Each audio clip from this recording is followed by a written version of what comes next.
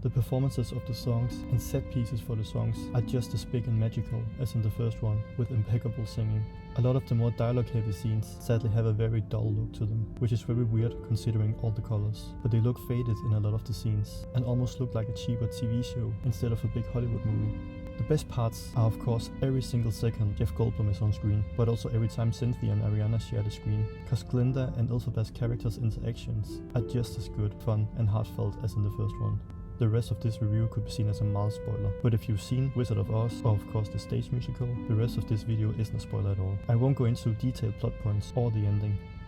Wicked for Good pays off every plot point set up in Wicked Part 1, while at the same time connecting it to the events of Wizard of Oz, giving an explanation to a lot of what is happening in that film too, some of it in satisfying ways and some in confusing ways, thus serving as the connective tissue and fulfilling the idea of giving a backstory to the characters from the Wizard of Oz that adds to their character depth and reimagining them to make them less a caricature. In a way, it has made every side character in the Wizard of Oz a main character in this prequel duology, and every main character in the original a side character in this second one. It actually reminds me surprisingly a lot of The Lion King 3, or The Lion King 1.5 as it's called, an underrated sequel that gives both Timon and Pumbaa a backstory and shows their side of the story of what happened during the events of the original. It reminds me a whole lot of that actually.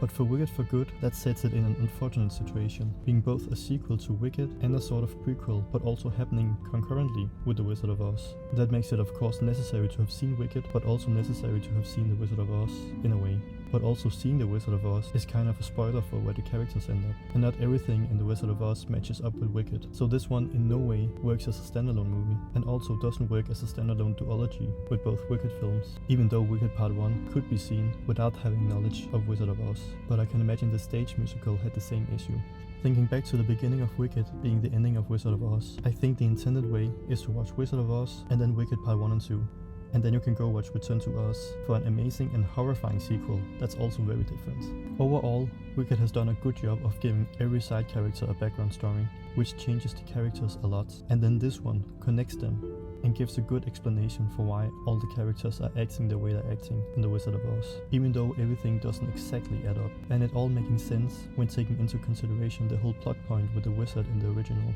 There are a lot of good and some bad points to this film, but I think it serves well as the connective tissue between Wicked and Wizard of Oz.